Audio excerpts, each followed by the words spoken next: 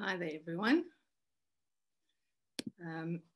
Just getting everyone into the through the waiting room. Before we start, I just wanted to check with everyone because apparently clocks have gone back and times have changed, and so it's a lot earlier for some of you than it has been in the past. So I wanted to just check if it would be easier if we started at a later time for you. If you could just let me know, because I know the UK is now 2 hours behind. Some of you are 9 hours. Those of you in the States are now 9 hours behind. Well, this is Pam, Kate. I was just going to say in the States, we go off of daylight savings time next weekend. Okay. So maybe if I make it an hour or two later, it would suit everyone better. I'm happy to do that. Well, let's see how it goes. If anyone has an issue, just send me an email. I'm good either way. Thanks, Nancy. Okay, I think we've got most people in. Well, I'm finally home. Thankfully, Mercury did not mess with my travel plans. I was refusing to allow any of that nonsense to go on. However, I did get my COVID test results half an hour before I had to check into my flight, so it was a little dodgy, but we made it. And the flight was delayed, but can deal with all of that. But I got on my plane and I'm home. It's not as warm as I hoped it would be, but it's okay. It's good to be home and good to be in my own space.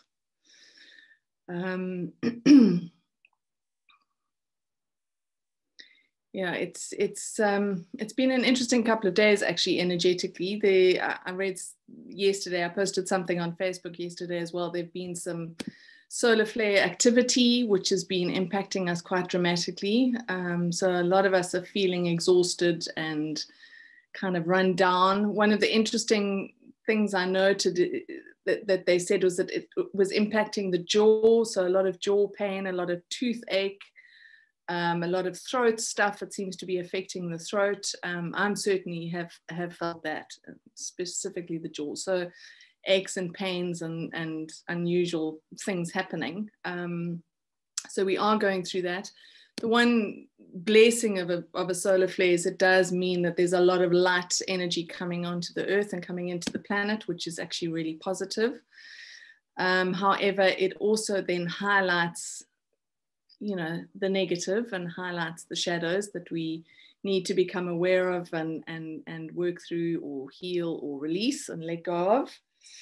And looking at, the energies of what we're stepping into this week, there's definitely, it's highlighting specifically on an emotional level, a lot of emotional stuff that is coming up to the surface for us to let go of and to release. And so there's a kind of a shift. And what's interesting is that the shift is it's still working very much with this masculine energy. So it's almost like the masculine energy within us, which has almost been the part of us that has suppressed emotions and feelings that we haven't actually been able to process or deal with at the time.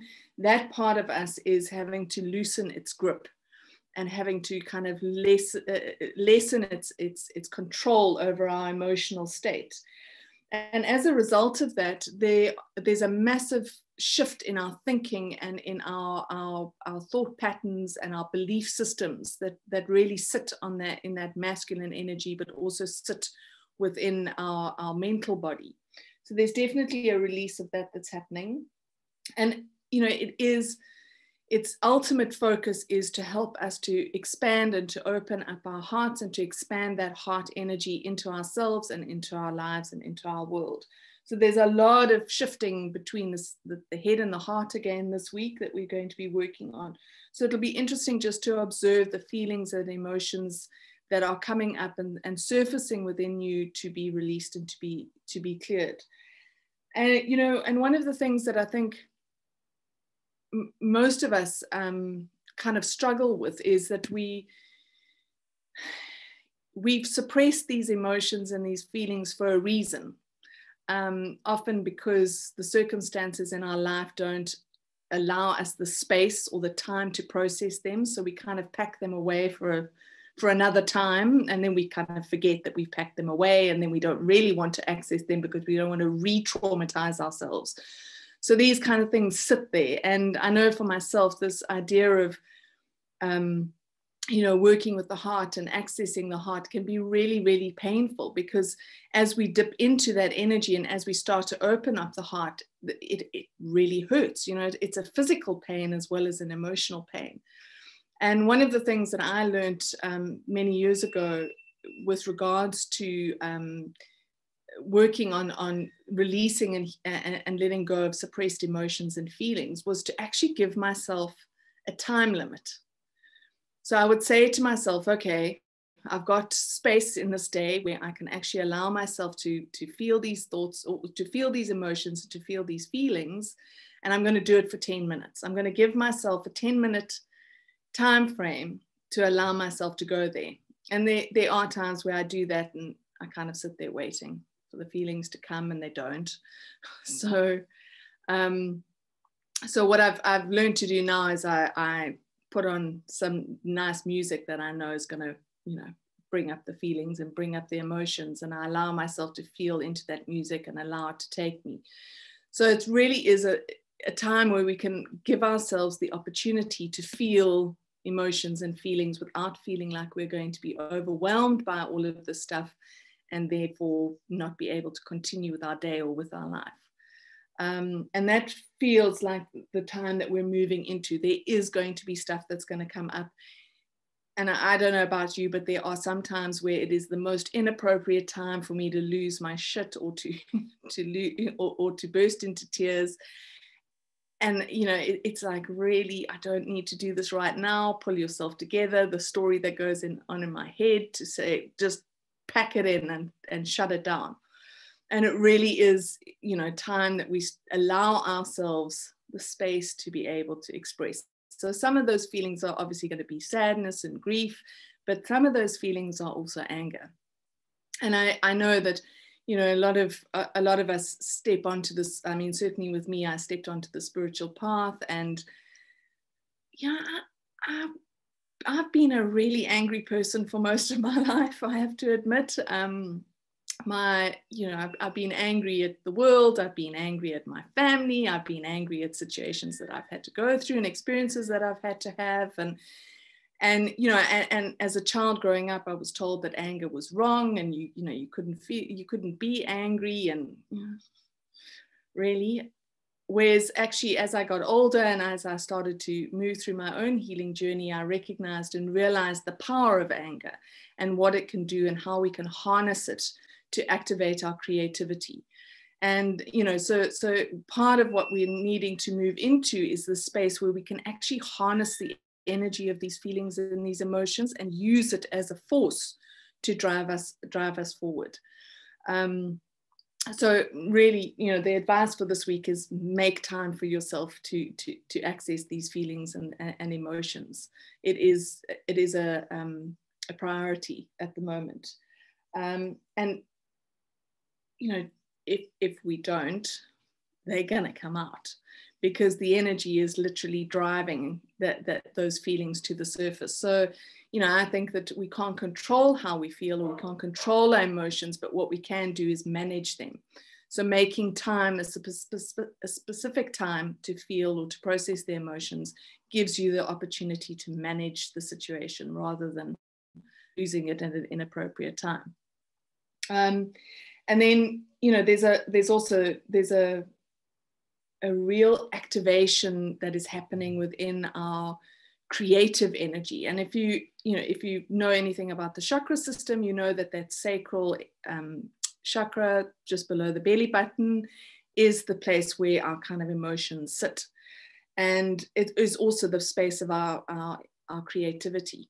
So if we are feeling a lack of creativity, it is often because we've suppressed and pushed down these emotions, and so we can't activate and access our creative energy. So working to clear those emotions and feelings will enable us to start feeling that creative force moving through us again. And I don't know about you, but I feel like my creativity's been on pause for the last few months. I really have struggled to actually feel creative and even want to be creative. But I can definitely feel there's like a stirring that's happening in my energy field that needs to be awoken again and needs to be worked with again. So it's also about activating that. So look for the tools and the processes that will help you to start working with that. If you feel the need, do something creative, paint, garden, dance, sing, something, you know, that starts to stimulate that area and starts to stimulate the creative flow.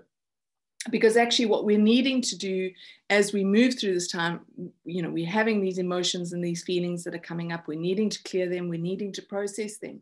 But we're also needing to be able to tap into the creative energy that we have so that we can actually find our way forward, or this next step forward.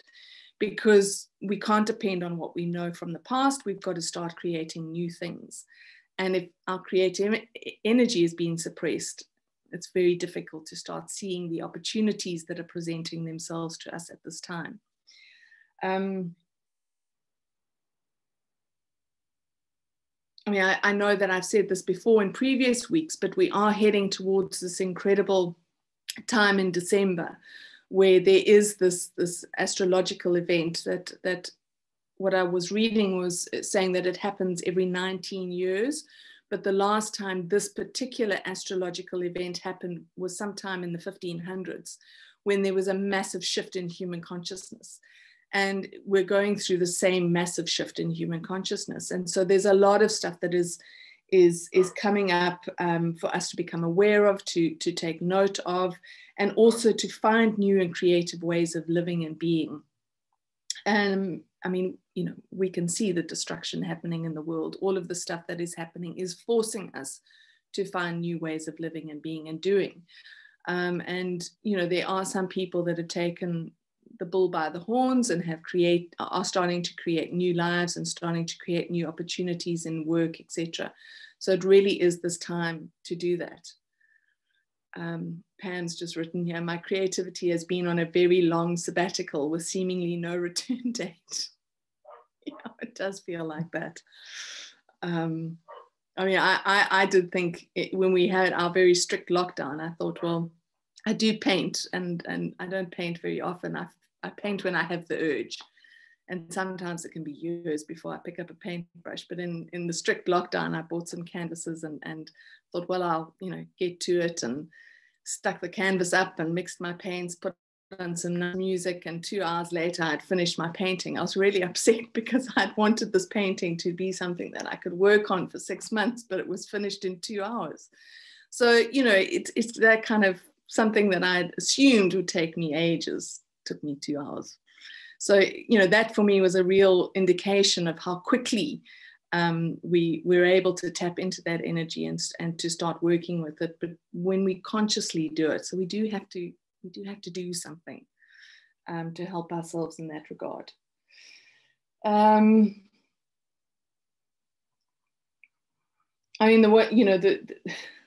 I kind of felt into the energies, and I got all this information about processing the emotions and opening the heart and all this change and shit. And I kind of was like, really, we're so tired.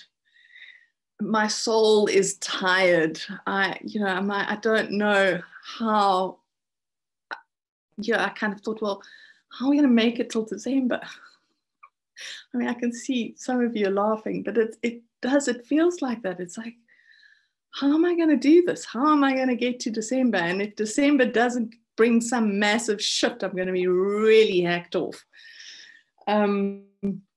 Because, you know, and I mean, there is this energy of just, we are exhausted. It's been a long year.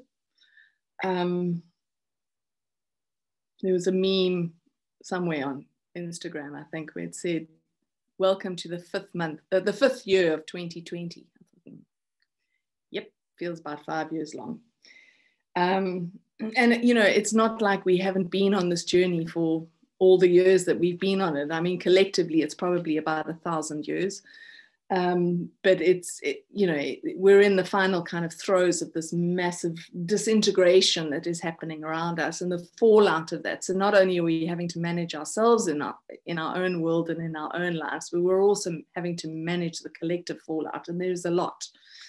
So it is essential that you really do focus on kind of energetic management. So making sure that you are energetically stable, grounded, that your energy is clear. When I was sitting quietly before we started, and I kind of thought, well, they've thrown a few curveballs in the last few webinars with regards to the meditation. And so I kind of said, well, could you give me just a hint of what we're going to be doing today? And it was calling back and bringing back our energies, because they do seem to be quite scattered. And it is really time to kind of center and anchor ourselves in our own being, rather than having this energy permeating all the time outside of ourselves. That energy out, you do pick up on the collective stuff that's going on around you. Both in those that are closest to you, but also, in the communities that you live in and the cities that you live in. So it is essential that you practice some form of energy management in this time, because that will help with the exhaustion. I think my soul needs a holiday. I'm hoping December's going to bring us a holiday. Not sure that will. Anyone have any insights or any information they'd like to share, or any questions?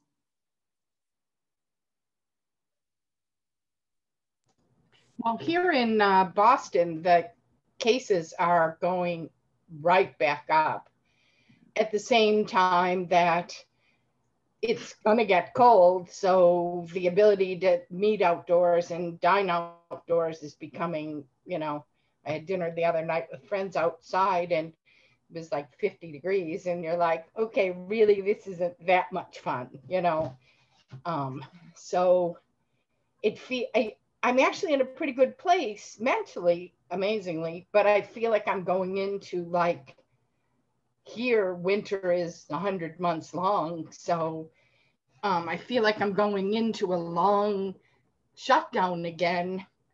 And we were never really let out of our cages. So I don't know. Like I said, I just trying to get mentally prepared to be alone again a lot more than I have been, which is the last 7 months, almost all the time anyway. But so I don't know about everybody else, and then we're down to a week and counting on the election, and things are just friggin' crazy here politically. And, there's a lot of fear around, if this one wins, they're going to be marching in the street. If that one wins, we're going to march in the streets, and who's going to be more violent. And so there's just so much uncertainty. And then the holidays, my family's already, well, do you think you'll come home? We haven't seen you. And, so I don't know about December being a great release as much as more question marks, but anyway. Yeah, I mean, I think that what's interesting is the cases seem to be rising everywhere. We're moving into summer, and yet we've suddenly had an increase in cases here too. So yeah, it's an interesting and confusing time, I think. Kate, when you were talking about the collective energies, have you found that you've had a lot more people calling for energy clearing sessions with you and energy balancing sessions, or is it just the usuals?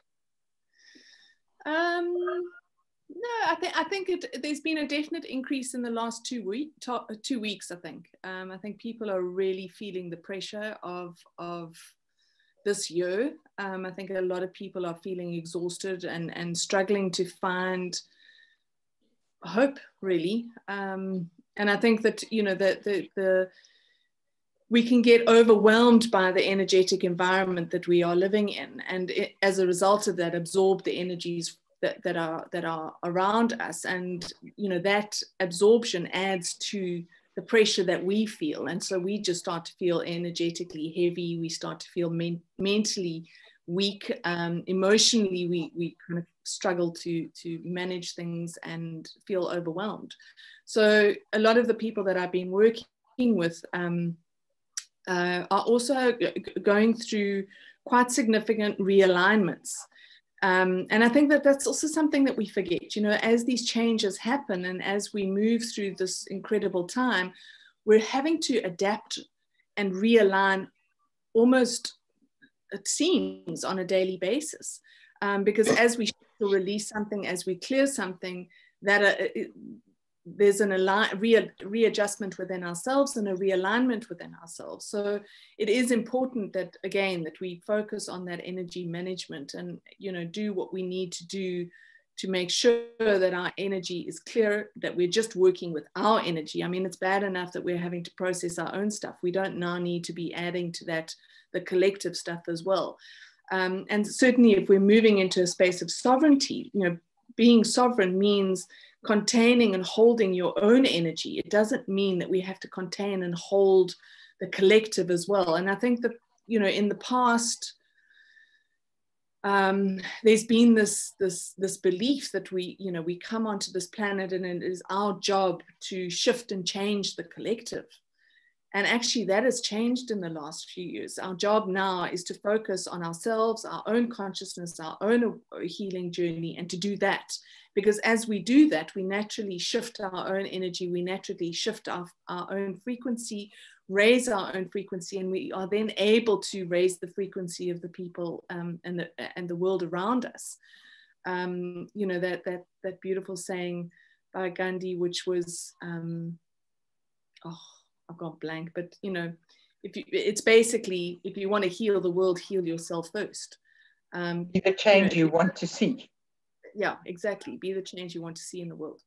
And it's that kind of feeling of the roles that we perceived on a spiritual level that we are living out have shifted and changed, certainly in the last few years. So I think it's really important that we become very aware of ourselves as an energetic being, so that we're able to feel, am I picking up too much of other people's stuff? Am I carrying too much stuff? Am I processing too much stuff? I mean, one of the things that I became quite aware of when I first started doing energy work was, that if you don't, as an energy practitioner, if you don't protect yourself, protect your own energy, you will absorb the energy of your client. Not only do you absorb their energy, but you also absorb their karma. And I mean, I've heard that and I was like, put the brakes on everything until I process that little piece of information, because I've got enough karma of my own. I don't need to be processing all my clients' karma. So it is essential that we really become aware of ourselves energetically and what we're carrying and what's ours and what's not ours, because it's not really appropriate anymore that we process for other people. We've got enough of our own stuff to do. So I mean, Megan, that was a really long answer to your question, but yeah, in the last 2 weeks, it's been quite a significant amount of people needing a clearing or a balancing. I'm just glad that there are people out there that realize that they can come to you for help for that clearing and to give yourself a basis to start from. I've cleared what I don't need, and now it's just up to me to keep it cleared for as long as I can. Exactly. So yes, I'm glad about that.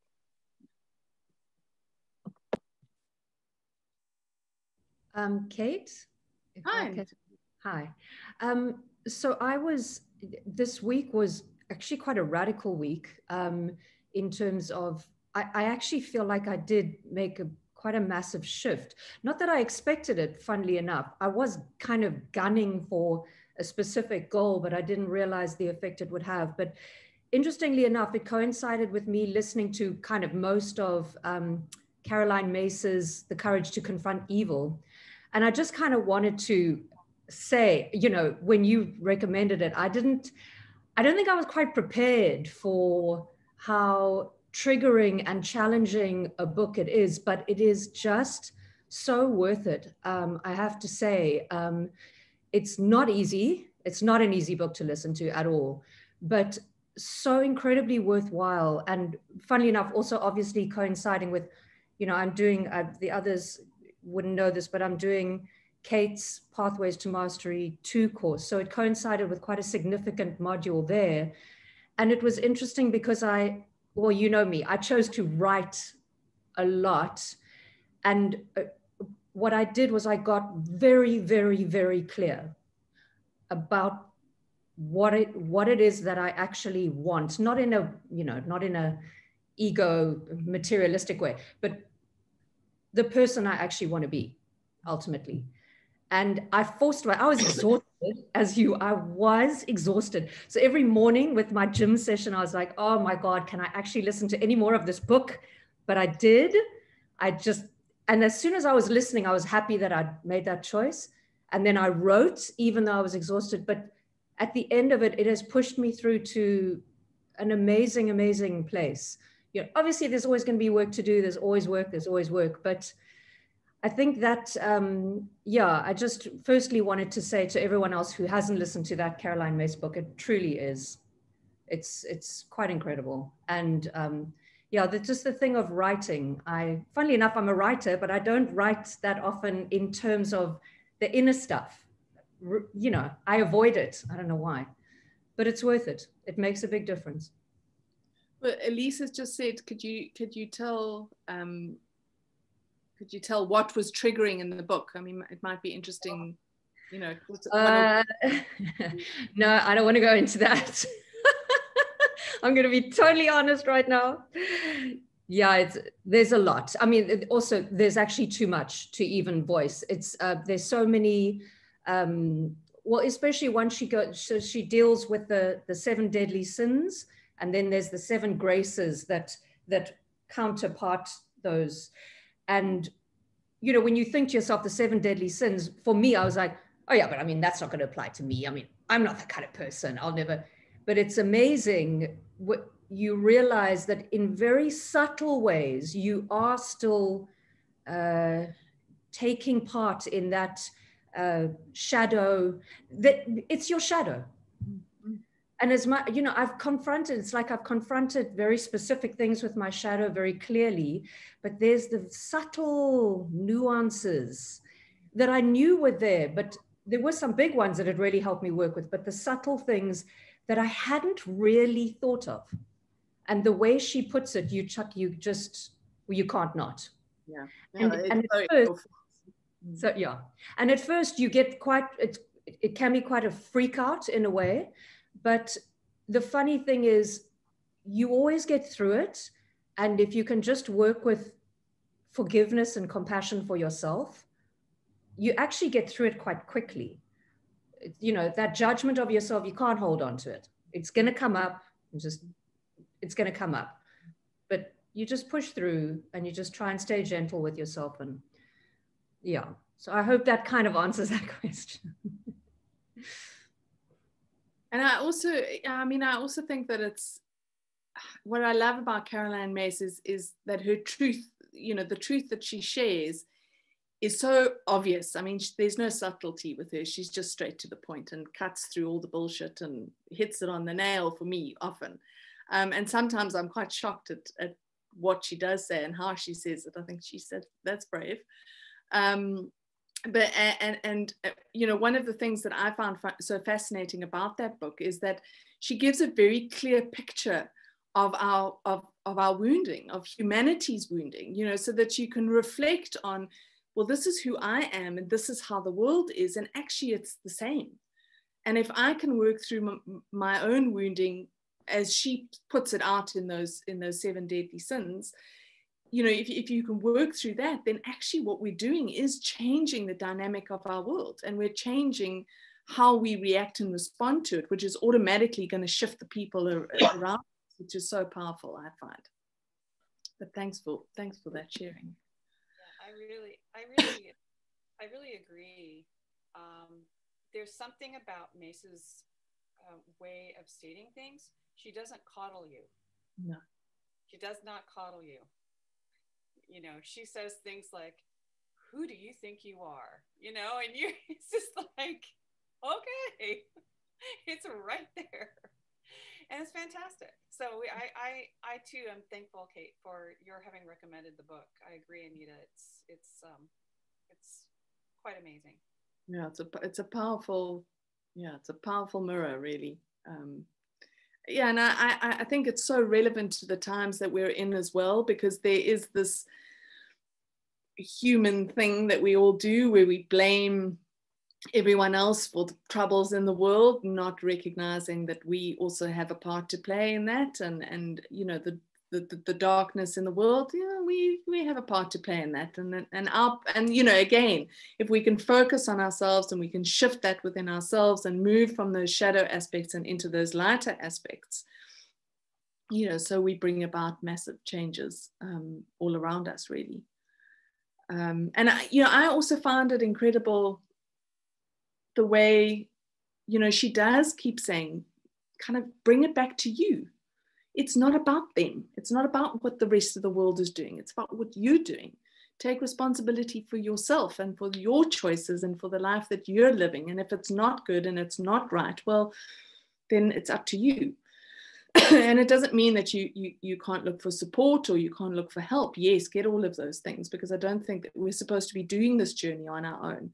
I think that we need the help. And I mean, you know, that's what is so amazing about this platform that we've created together, is that, you know, it is the space where we can share and we can find support and we can find guidance and allow ourselves to be in a space of, you know, my soul's exhausted.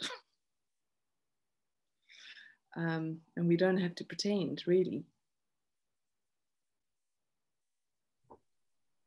I have a question. I've been really struggling this week with unexpected fear. I worked for a while, several years, with opening to awareness and opportunity and embracing that, and it's been a very enriching experience. Suddenly I have some opportunities in front of me that involve a lot of travel, and it's fear-inducing. So yeah, I don't quite know what that's about. That's a very personal question, but I don't know if there's anything. I'm curious. I see that Elise asked a question about the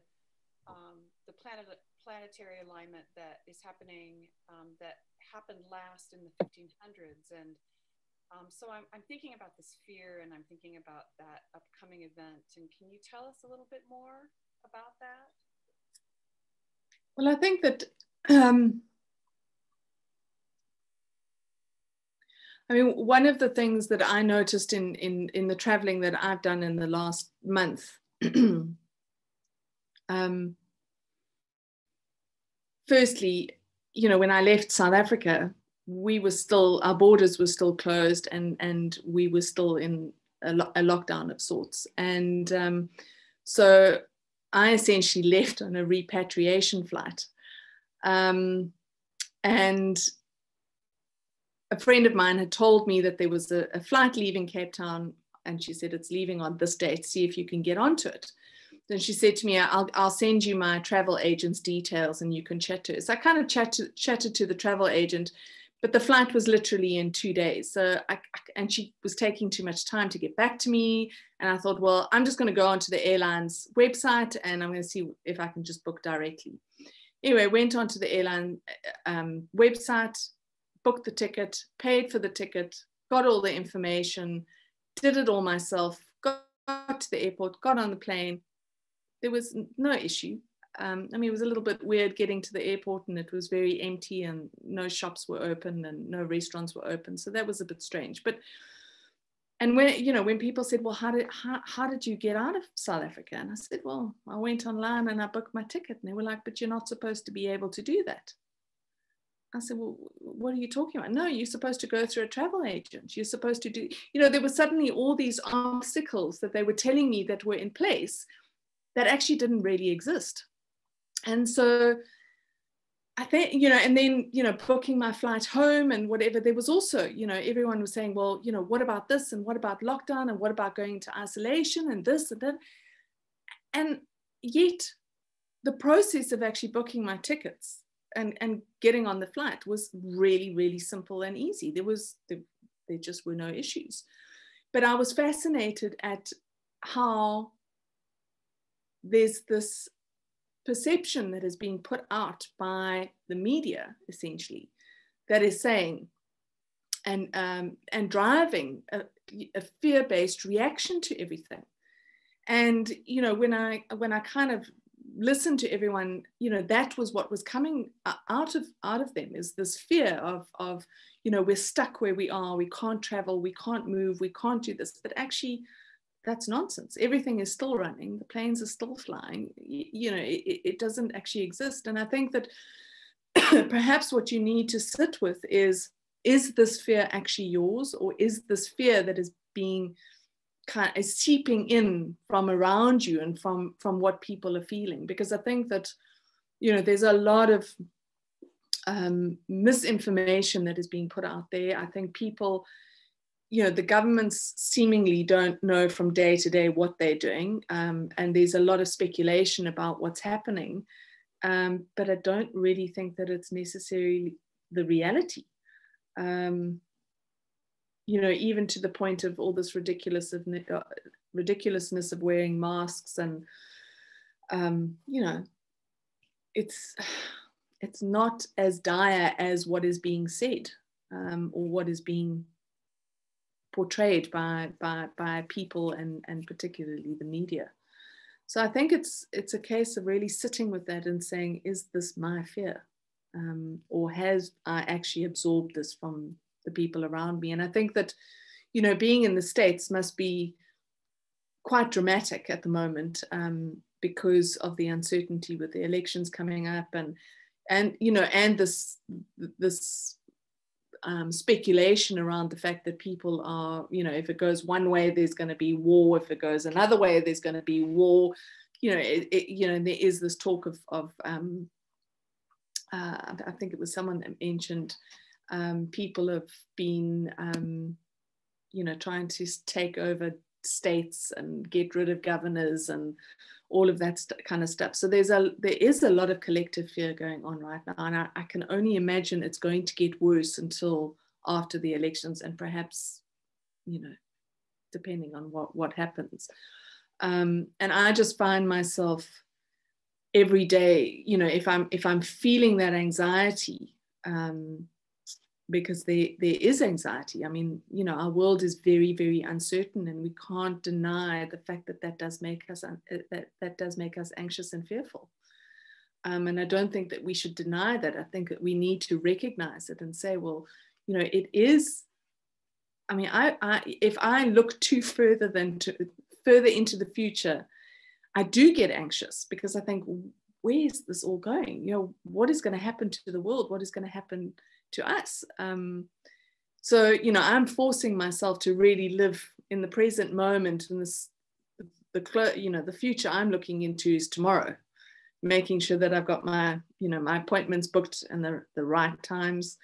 I can't think what's going to happen next month or what's going to happen next year, because I think, you know, it's just changing so dramatically that we don't know. And I am at times forcing myself into that space of trusting that what is unfolding ultimately will be good. You know, whatever it is, that there's divine purpose in all of this. It's divine purpose in what we are all experiencing individually, as well as what we are experiencing collectively. And I think if we can just maintain that level of faith and trust, it does help to alleviate the anxiety and the fear. And you know, what I have done and what I've suggested to clients in one-on-one sessions is sit with the fear, sit with the anxiety, and unpack it. What is it? What are you afraid of? What is it? Because our fear is generally illogical. You know, it comes because the mind has gone nuts because it can't process what's happening around us. So the fear automatically comes up. So if we unpack the fear and say, okay, well, what is it that I'm actually afraid of? Rather than saying, well, I'm just feeling the fear. What is the fear? Am I afraid that I'm going to die? Am I afraid that I'm going to get sick? Am I afraid that someone close to me is going to get ill? Am I afraid that someone close to me is going to die? You know, what is it that is creating that? Am I afraid I'm going to get stuck? I mean, you know, being in the UK for a month, there was a part of me that was a little worried that I was going to get stuck in lockdown there. You know, I kind of had to say, well, no, you know, there's purpose for me being here at this time. It is definitely nothing that I anticipated, but there's also purpose for me to be home. I need, you know, there's purpose. And, you know, there is talk of London going into lockdown again. And, you know, there are places in the UK that have gone into lockdown, and it was a little bit, you know, am I going to get home? But I kind of, you know, trusted that actually you know, we will be wherever we need to be in every moment, and we need to trust that. And I think if we fight or resist the space that we're in, that creates the anxiety. I don't know if that's helped to answer your question. Yes, thank you, Kate. And Kate, we all seem to be wanting to know what happened in the 1500s when the planets aligned the way they have just aligned now. No, I really wish I'd saved that article now, but there was something.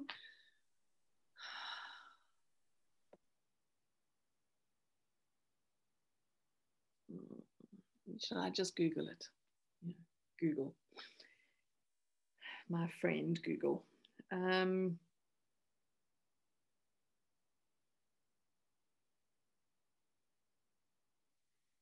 just see. You know, it was some kind of massive shift in consciousness.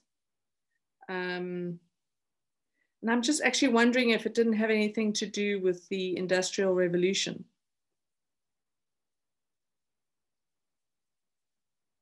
You know, we went through these periods where there was, you know, we had these different revolutions. Okay, so the Industrial Revolution was more the 1700s.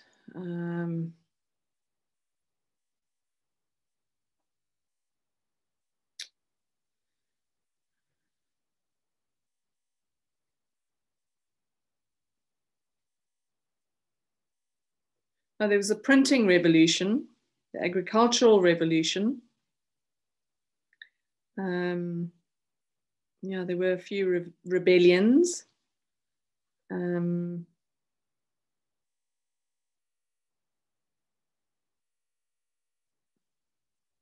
Yeah, so I mean, the one here is the emergence of a modern Europe from the 1500s. So there was social, political, and economic transformation that happened from the 1500s onwards, particularly in Europe. And it said it was the beginning of the early modern age.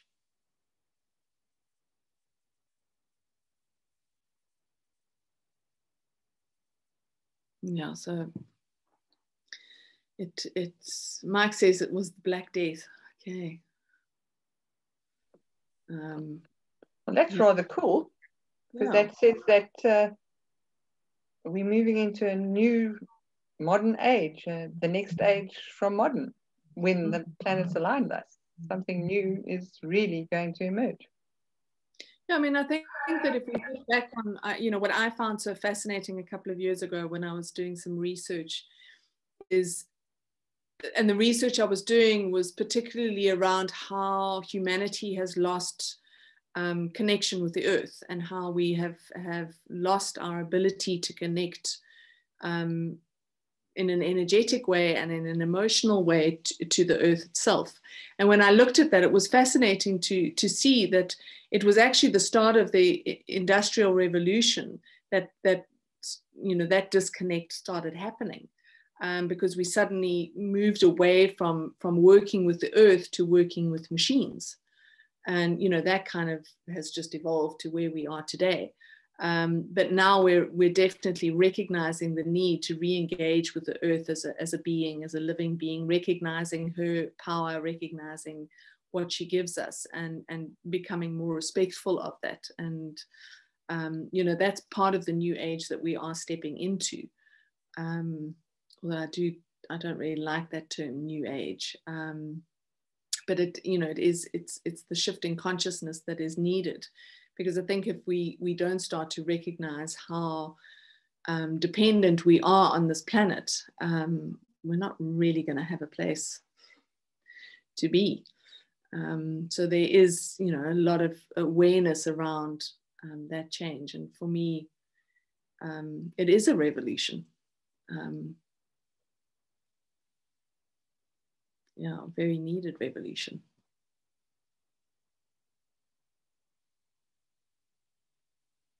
Yeah, and perhaps it was also that time, if it was the Black Death, again, it's another, illness that is kind of moving across the world, which is affecting everyone. And it as kind of dramatic as it's made things, I think it's certainly made us very aware of how there's no, it doesn't matter whether you're rich or poor, what color you are, what race you are, what gender you are. This thing doesn't take a particular type, it takes everyone. So, it's also this realization that actually we are all one, and we all need to start working as one. But again, before we can actually do that, we have to claim our own sovereignty. So that's the first step, know who you are, so that you can move in the world and bring some significant and dramatic change.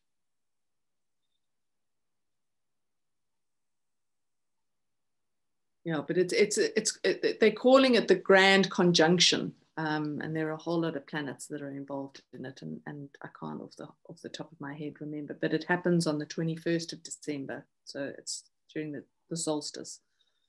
So there is that, that's big.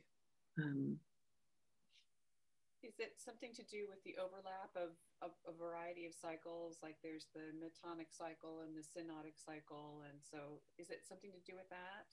Yeah, there are a couple of things. So there's a culmination of a few cycles, plus there's this planetary influence that is happening. And I think it's, Saturn, Pluto, Uranus, and I can't remember the other ones, but there's a lot of things that are happening all at the same time. And there's also a eclipse that is happening, I think, on the 14th of December. So it kind of starts then. And then we've got these, up until the solstice. And I always find that solstice in December seems to be really, really powerful. I'm always interested to observe, the solstice in June versus the solstice in December. There's quite a marked difference between the two. And it is often a very challenging time for people. And the solstice marking that perfect point between the light and the dark. It is, for me, it's often an opportunity of what are we going to step into? Are we going to step back into the dark? Or are we going to step back into the light? What are we choosing in that moment? And I think if we can become conscious of that moment that we're moving towards in December, recognizing that everything that we're going through currently is preparing us for that moment. Rather than, feeling like we're being pummeled or punished. Sometimes it does feel a bit like we're being punished. But it's certainly preparing us for this shift that we're all going to feel. Yeah, one of the, if I can quickly interject, Pam Gregory, who's an astrologer, I listen to her astrology sort of readings for each month. She's great. I mean, she's very into energetics as well in her own way. But the way she put it was, she said, if I can give you one piece of advice, see yourself as a surfer, and you know that the 21st of December is coming up. So you see the wave, you're seeing it, and you are preparing so that you can surf it rather than have it engulf you. And she said, you have to start preparing now. You really do. She said, you actually need to take this quite seriously. I was quite, yeah, it's quite daunting, but it's going to be huge. Yeah. Yeah, I like that. Thanks, Anita. Yeah, riding the wave rather than being dumped by it. I think that's a very good advice. And I mean, you know, I'm sure by now we all know, you know, work with what comes up rather than waiting for the universe to slap us over the back of the head and force us, because it will, we're all in it. The wave is coming, whether we like it or not. We can't dodge it.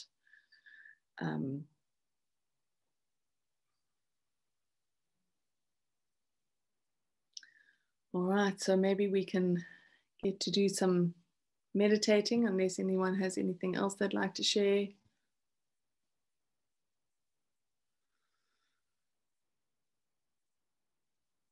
Just one last thought about what you were saying. It's such a good time to tune inward and look at our part, but at the same time, there's so much going on the outside that's affecting all of us. It's just really like a dichotomy of, look inward, holy mackerel, look outward, etc. So I've found it takes real focus to pull it back into yourself and away from the news and away from the fear.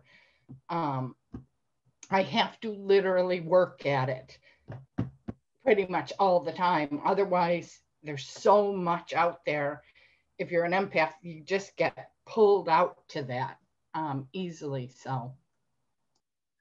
I mean, I think that's also why this energetic management is so important, because being empathetic, it becomes a habit to kind of have your energy bleeding outwards, and we've got to learn how to collect it and bring it back in, and to be able to create that container that holds the energy, rather than, because at the moment it's not time for our energy to be expanding outwards. It's time for us to contain the energy and to hold the light.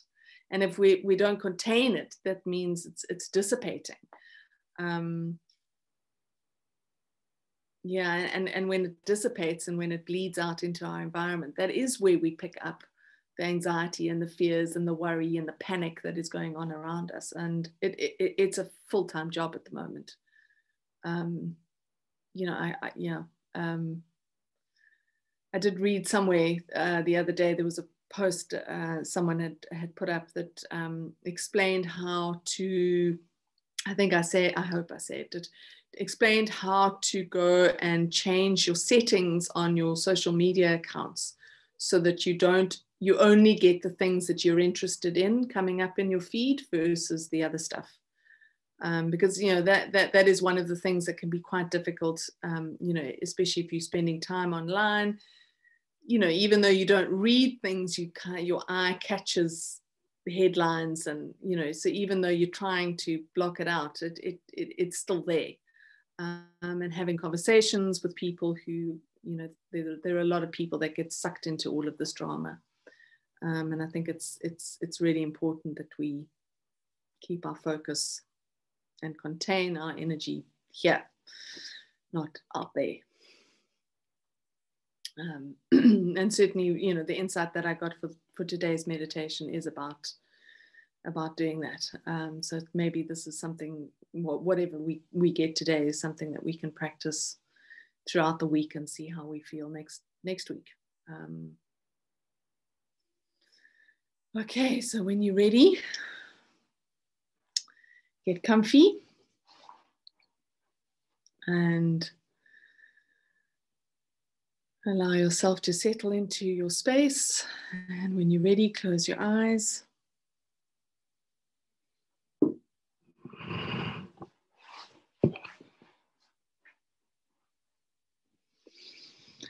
And then just draw your awareness into your breathing. into your breath. And allow yourself to settle into this moment.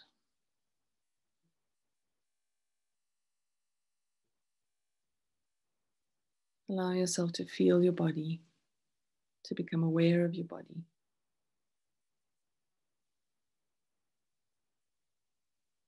Recognizing the body as a container for the soul. And that everything we're doing, everything that we're moving through is allowing us to clear and prepare this container for even more of our soul essence.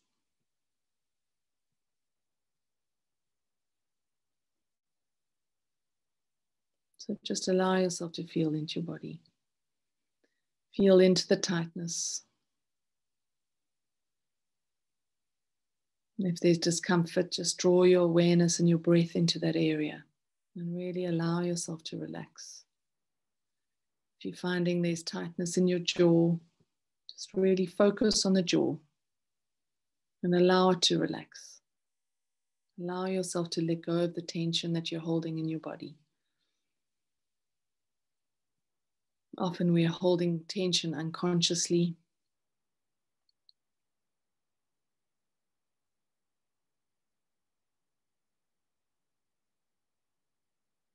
And just take a couple of deep breaths and allow yourself to really let go of your exhale. You know, often in times of tension and pressure, we kind of take that inhale, but we don't properly exhale. So just allow yourself to really release the air from your lungs. Let it go.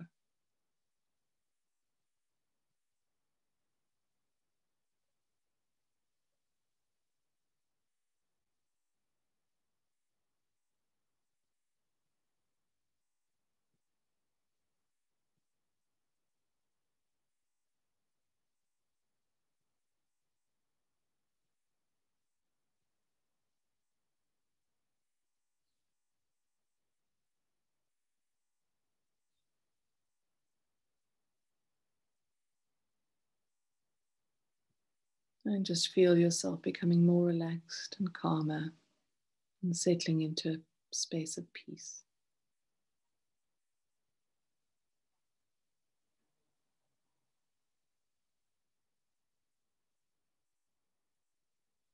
And then when you're ready, I want you to drop your awareness down to your belly, particularly your belly button.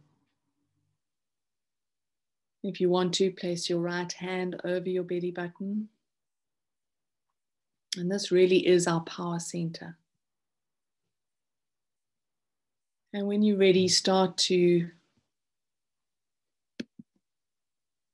allow yourself to breathe your energy back into the center.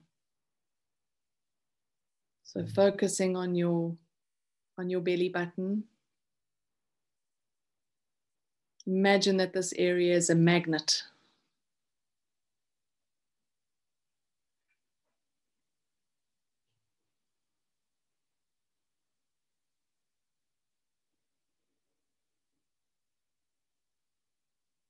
And you're drawing back all of your energy back into the center.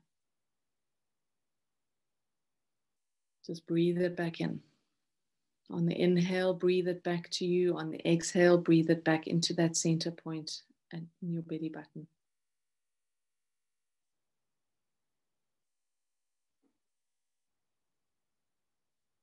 And allow yourself to feel your energy returning.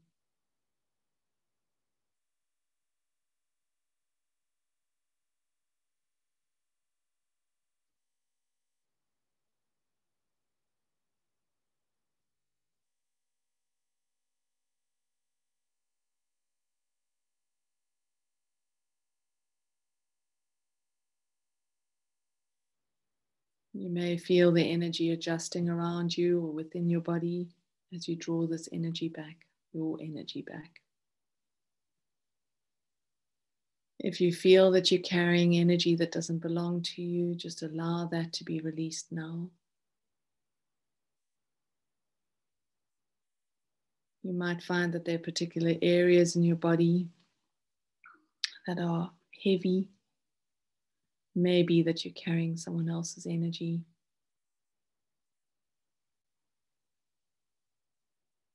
Move your energy into that space and allow your energy to almost push the other energies out.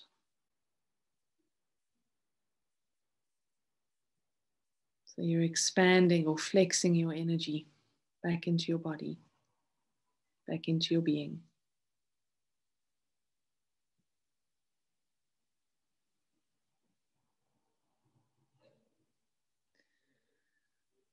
Feel it beginning to move and shift around you. You may feel a pulse pulsing in that belly area.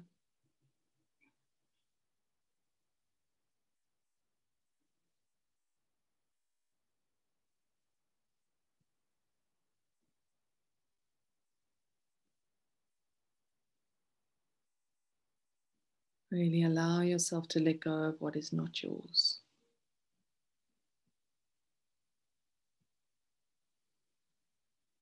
Recognizing and realizing that you are only responsible for you.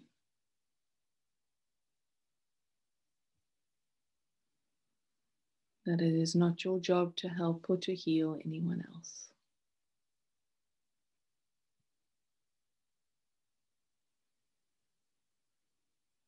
As you call back your energy and allow it to begin to settle back into your field, you claim your own sovereignty. You claim your own light. You claim your own truth.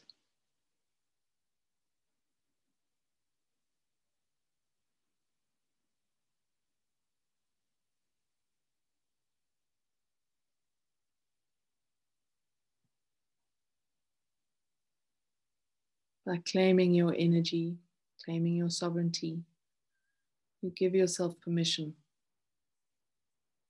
to be the authentic you, to live life in your terms and in your way,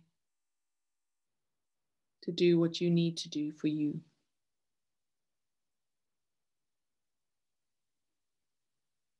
You don't need or depend on the opinions of others.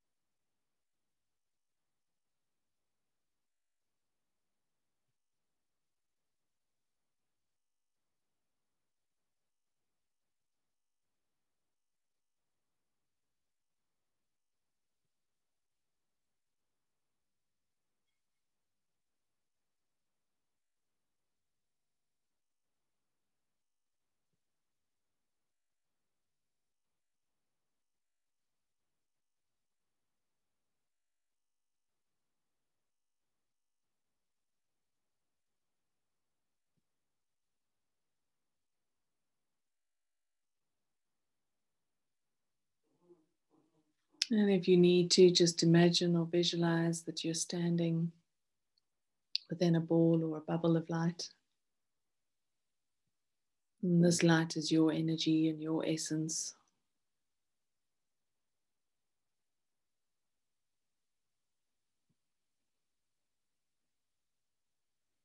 And allow yourself to create a shield around this bubble.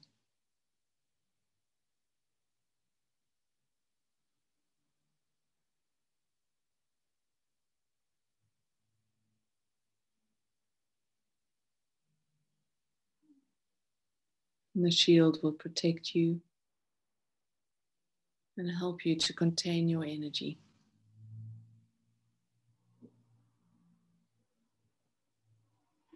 It's something that you can practice on a daily basis. The simple visualization, simple breathing technique is just breathe your energy back and visualize that bubble with the shield around you.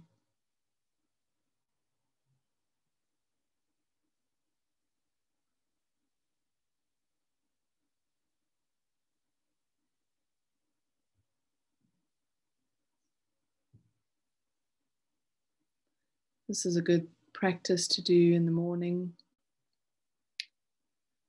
and in the last thing at night before you sleep.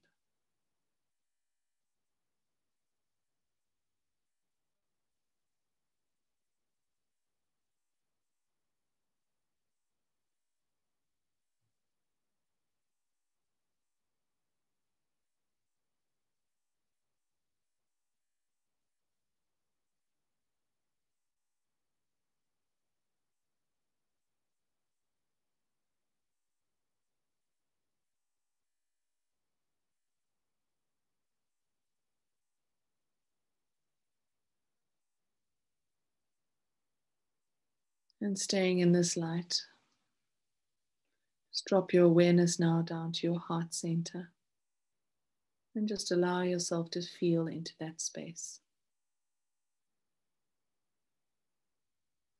And if you can, expand your heart center.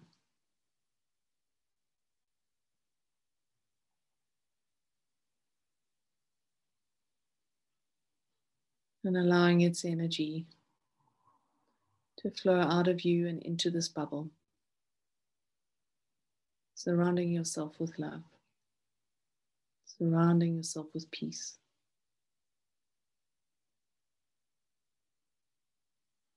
And allowing this peace and this love to nurture you and to rebalance you and to bring you into a space of harmony and a space of trust and a space of knowing.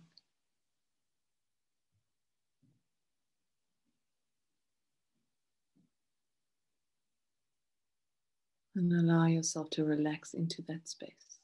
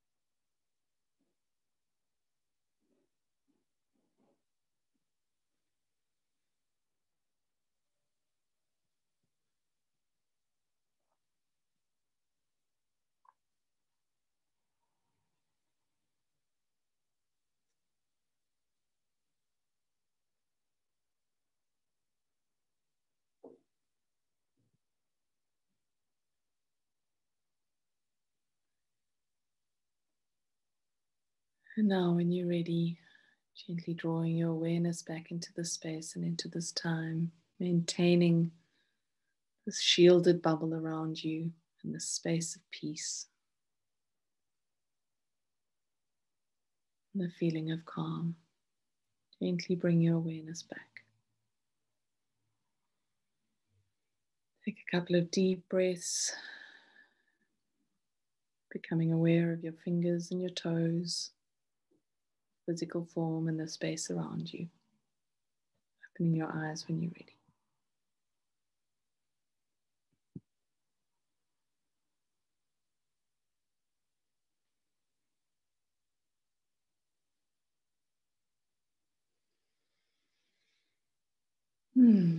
That's something I'm definitely going to be practicing this week.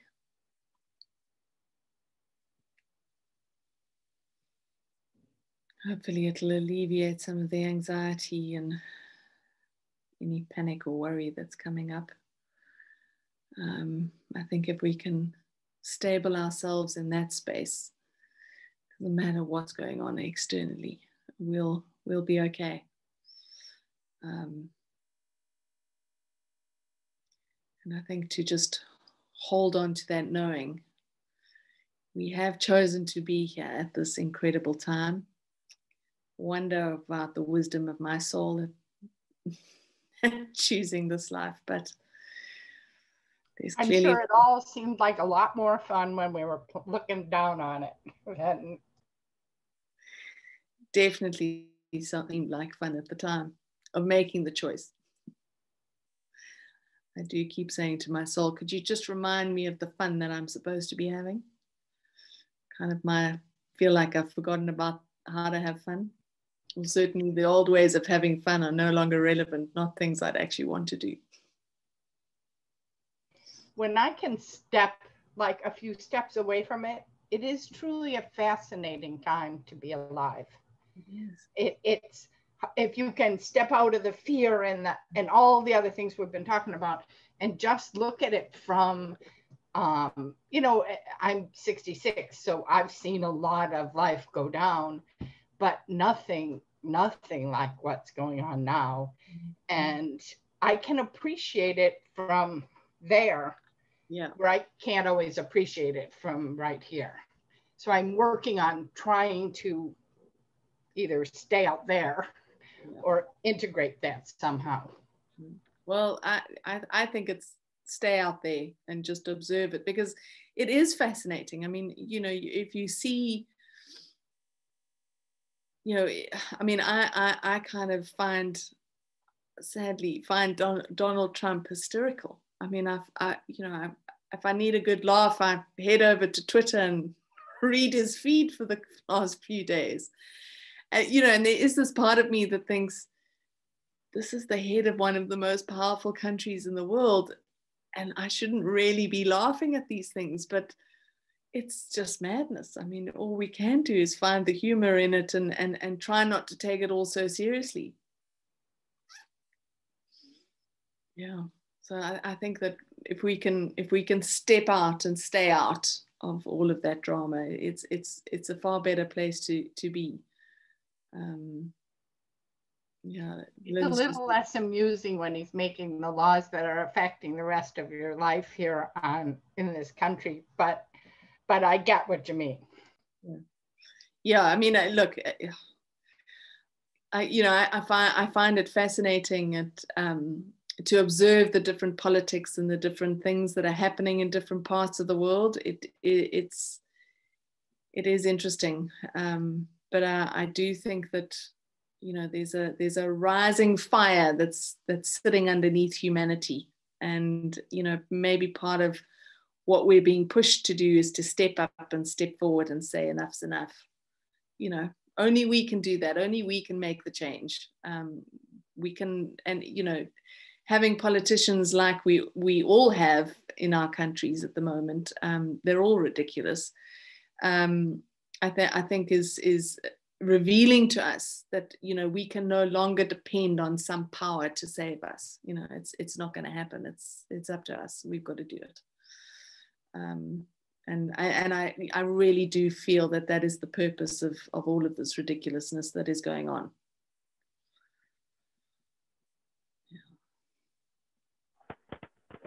So I really agree with that, because I think in my 70 years, I've been learning how to give up victim consciousness, which I think the other side of that is sovereignty, owning our own power. And we're at the max of it right now. Yeah. Anytime we bitch about Trump, we elected him as a collective to show us how bad a human can be, you know? So I think it's all about taking back our power, even though it's one little vote at a time. We complain about our politicians, but then we sit back in victimness and let them do it. So it is all about whether we're going to be sovereign, which I'm still trying to deal with that word.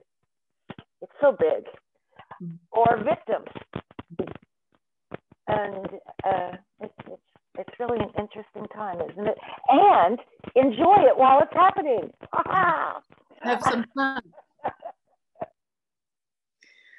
I mean, I think, you know, one of the things that Caroline Myss says in that The Courage to Confront Evil is she talks about Hitler, you know, and it's quite something what she says, and you kind of sit there a little bit shocked at how she, you know, says, well, you know, who do you think created Hitler? We can blame God, or we can blame the universe or this greater power for creating all of this trauma on the earth, but actually, you know, it's humanity. We did it. We created it. We're allowed it. And, you know, if you stand back and allow things to just happen, well, you got to live with the consequences of that. And I think we've been complacent as a human race. We've placed the power in others, and the power lies in us, and we've got to claim that back. One of my teachers when I was in my 40s used to look at me all the time and say, "Can you love Hitler?" And I thought he was crazy until we elected Trump. And then I went, okay, part of my job right now is to love him, even though I disagree with him completely. It is. It's such an interesting concept, how you can hold two diverse things at one and allow them both to be. Yeah. Challenged. And have fun. Yeah. While it's happening. Find the joy. Find the joy. Yeah, Megan's just written here, when good men do nothing, evil will flourish. You know, that's a, you know. And Lynn has written, I thought about him this week. His message was, if you want a better life, follow me. It is for your own good. They are now saying the same thing. It's for your own good. What are we going to do about that? Well, you know what? I don't think that I think we're in a time where we've got to choose to follow ourselves. You know, it's our truth, our wisdom, our soul. I don't think that, you know, we can follow a politician, a guru, a teacher. I think we're all our own gurus. We're all our own teachers. We're all our own politicians. You know, we've got to claim those. So I think it's important, you know, if we can start to recognize the ridiculousness of what we've given our power to, we can start to take it back. So I do think there's great purpose in these things, although when you get sucked into it, it's pretty challenging. So best to just stay out there. Keep it out there. I often, if I feel like I'm getting sucked too deeply into things, I actually stand up physically and take a step back. I kind of imagine I'm stepping out of it. I'm physically stepping out of it. Elizabeth Rose has written, I think he is a great interrupter of the old, and his presence will wake us up to seeing the whole old political system is not worth keeping. I agree. No, I think so too. I don't think the political system in any government works. I mean, they're all corrupt. I don't know one that isn't. You know, I mean, I know that there a few countries that have women as prime ministers or presidents, and you know, everyone celebrates that, but I don't think they're any better than the men, personally. yeah, all based on patriarchy. Exactly. And we're shifting away from that. And we're shifting away from this idea of, you know, it must either be matriarchal, patriarchal, and we're shifting into a space of union. But that union's got to happen in us first. More of us that do that, the bigger the impact on the world. So again, focus on ourselves. Draw our energy back. Yeah, and another thing that Caroline Myss was talking about, and it's not the first time I've heard it. I mean, you've spoken about it, so many people, the whole thing that, and I almost struggle to almost believe it sometimes still, because I can't imagine not being the way I am now, but how she was saying that we have to understand that our access to the psychic field, the way things are now, it's never been like this. Humans have never been like this. It was so much more dense. She was talking about how, you know, monks or prophets or whatever would take their entire lifetime to get to where we are now. Yeah. Whereas we can do things now in a weekend that would have taken them months or a year or whatever. And it's just really that aspect of the way things are, you know, it's almost like either you're going to take responsibility for that and you're going to take it seriously. And those on the planet that are really not taking that seriously are kind of spiraling out. That's the problem, because the ability is with, and she talks about how everyone has that now. So the problem is to have that and not be protecting yourself, not be centering yourself. That, I mean, then you can understand why chaos is happening. Exactly. Yeah. Yeah.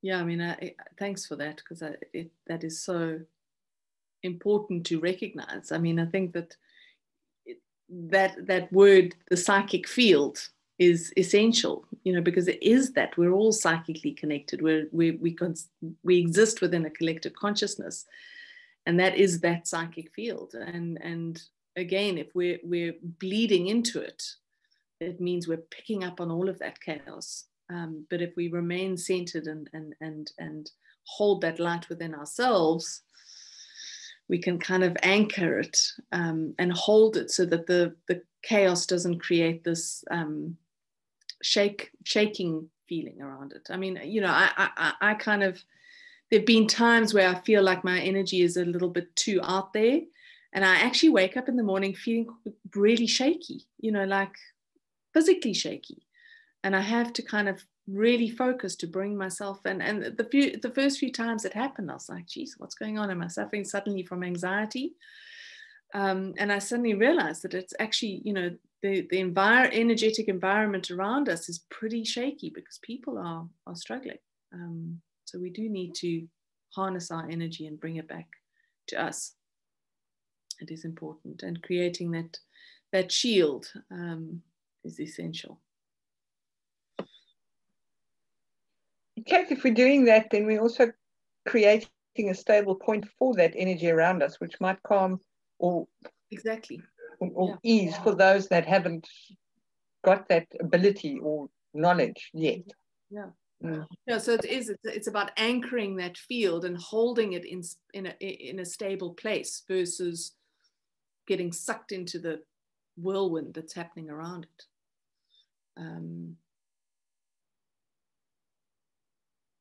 Yeah, Pat says chaos is a good thing. It breaks up the old. I agree. But we can't get sucked into it. Elizabeth Rose says she's also had that. I think it's part of how much we're being pulled apart to let the new in. Pat says, I'm so grateful for this group and how much we share and challenge as well as just blend. Thank you for being who you are. That's a nice message. Thanks, Pat. All right, everyone. The bubble and the shield. So I am going to use that. That's a great image. I think it'll help. Yeah, I agree. And it really doesn't need to be something that you need to spend 15 minutes doing. It can literally be a couple of minutes, you know, yeah, exactly. I mean, I think that we like to think that these processes need to take time, but they don't. I mean, they can literally happen in a moment. Energy shifts like that. We had two incidences this week where we needed to hold our sovereignty, and it was easy. But what was lovely about it is we didn't cause resistance, and it was so deeply joyful. And it just caused calm around us. It was really nice to be able to feel it and to do it. Well done. It is a good feeling, hey? Yeah, and it was that deep, deep joy. You think, this is the way. You got to cling on to those moments, because that's what keeps you going through the rest of the time. Yeah, find it and hold on to it. Thanks for sharing, everyone. It's been lovely seeing you all and spending some time this afternoon with you. And as I said, because the clock's changed, and I only found out a couple of hours before I started. I will make my time an hour or two later. If everyone can just let me know via email, if you like, whether that suits you or what would work for you best, and then I can judge the majority vote, and we can work from there. But have a fantastic week and keep your shields up, and I look forward to speaking to you all next week. Have a lovely week, everyone. Lots of love.